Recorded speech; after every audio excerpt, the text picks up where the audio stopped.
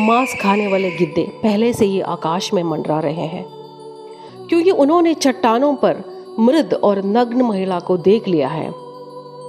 लाश ठंडे पहाड़ की तरह ठंडी है। लाश की आंखें तिब्बत की काले आसमान की तरह भूरी है। जिस व्यक्ति ने शव को वहां रखा था वो अपना चमचमाता चाकू खींचता है और अपने अंगूठे से उसके तेज का जांच करता है। फिर वो बिना किसी भावना के महिला के शव को काटने का काम शुरू कर देता है। वो निडर होकर पहले खोपड़ी से बाल, फिर शरीर से अंग और हड्डी से मांस अलग करता है। जैसे ही वो लाश को लगातार टुकड़ों में कर देता है, गिद्धे उसे काले बादल की तरह घेर लेते हैं। पक्षी बड़े उत्साह के साथ मांस का भोजन करते हैं। इस बीच वो आदमी जो रोग्यपा या शरीर को तोड़ने वाला जाने जाते हैं, वो शांति से अपना चाकू अलग रखता है और शेष हड्डियों को कुचलने के लिए एक हथौड़ा पकड़ लेता है। मांसाहारी पक्षियों को मानव शरीर के अंगों को खिलाने के बाद वो संतोष के साथ उस जगह को छोड़ देता है। प्रिय दर्शकों, ये कोई साइको थ्रिलर मर्डर केस की सीन नहीं है। ये है आकाश दफन या स्काई बरियल।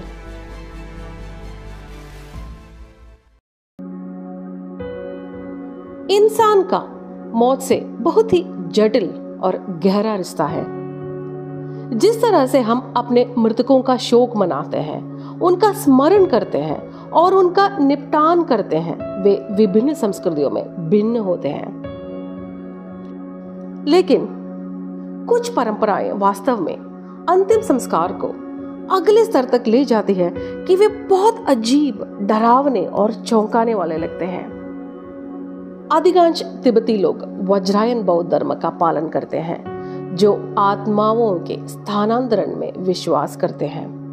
उनका मानना है कि मृत शरीर को संरक्षित करने की कोई आवश्यकता नहीं है, क्योंकि ये अब एक खाली बर्तन है, तो पक्षी इन्हें खा सकते हैं या पृथ्वी इसे विघटित कर सकती है।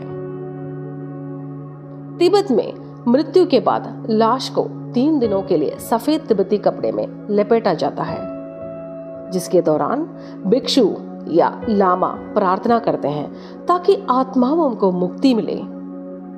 उसके बाद शरीर को पहाड़ की चोटी पर ले जाया जाएगा और टुकड़ों में काट दिया जाएगा, जिसे पक्षियों द्वारा खाए जाने का अनुभव किया जाएगा।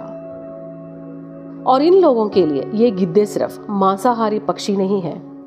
इन गिद्धों को सम्मान के साथ डागिनी देवता कहा जाता है और वे उन्हें देवदूत मानते हैं, जो मृतकों की आत्माओं को स्वर्ग में ले जाते हैं, जहां वे पुनर्जन्म की प्रतीक्षा करते हैं।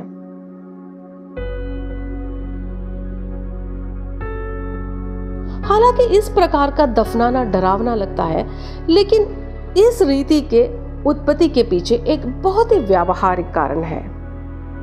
तिब्बत का अधिकांश भाग कब्र खोदने के लिए बहुत कठिन और पथरीला है, और ईंधन और लकड़ी की कमी के कारण आकाश में दफनाने की प्रथा आमतौर पर शमशान में दफनाने के पारंपरिक बौद्ध अभ्यास की तुलना में अधिक व्यावहारिक थी। प्रिय प्रेक्षकों, कृपया इसे देखने के लिए उत्सुक होकर वहां जाने की कोशिश ना करें, क्योंकि अन्य लोगों को इस अनुष्ठान को देखने की अनुमति नहीं है।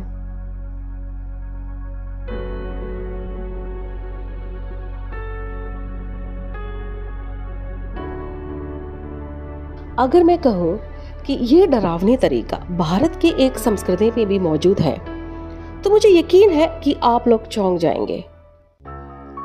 भारत के पारसी, जो ईरान के ज़ोरोएस्ट्रियन लोगों के वंशज हैं, वे भी मृत्यु के बाद शवों को गिद्धों को खिलाते हैं, जो उनकी मान्यताओं के अनुसार मृतकों से निपटने का सबसे पवित्र तरीका है। और इस अनुष्ठान को दोकमनाशिनी कहते हैं, और ये पारसी समुदाय की 3000 साल पुरानी अंतिम संस्कार परंपरा है। इसके अनुसार पारसी लोगों के शव को अंतिम संस्कार के लिए धकमा, जिसे टावर ऑफ साइलेंस भी कहा जाता है, में रखा जाता है।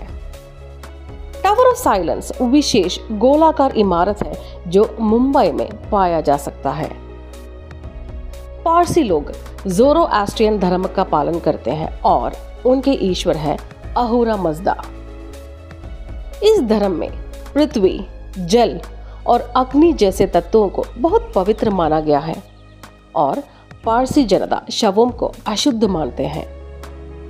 उनका मानना है कि शव को जलाने से आग प्रदूषित होती है, जबकि दफनाने से धरती प्रदूषित होती है और शव को नदी में प्रवाहित करने से पानी प्रदूषित होता है। लाश को केवल वही लोग छूते हैं जो अनुष्ठान प्रथाओं में प्रशिक्षित होते हैं। मृत शरीर को पहले बैल के मूत्र से साफ किया जाता है और एक लिनन की चादर पर रखा जाता है। फिर शरीर को टावर ऑफ साइलेंस में रखा जाता है, जहां इसे गिद्धे खा जाते हैं और हड्डियां धीरे धीरे अपने आप विघटित हो जाती है। लेकिन समय के साथ बदलाव और गिद्धों की संख्या में गिरावट के कारण यह अनुष्ठान लगभग समाप्त हो गया है। पारसी समुदाय के लिए इस परंपरा को बनाए रखना मुश्किल हो गया है और वे नई प्रणाली को अपनाने के लिए मजबूर हो गए हैं। नई व्यवस्था के तहत मुंबई पारसी पंचायत ने धकमा में सोलर पैनल का इस्तेमाल शुरू कर दिया है, जो धीरे धीरे शव को जलाकर खत्म कर देता है। 300 साल पुराना धकमा, जिसे लोग लोकली दुंगरवाड़ी कहते हैं, वो मुंबई में मलबार हिल्स के 54 एकड़ के जंगल के भीतर स्थित है। गैर विश्वासियों के लिए यहाँ जाना या यहाँ तक कि करीब पहुँचना भी संभव नहीं है और कुछ लोगों का मानना है कि ये जगह मुंबई का सबसे हॉन्टेड जगह में से एक है। सो व्यूअर्स, प्लीज वहां जाने के बारे में सोचना भी मत।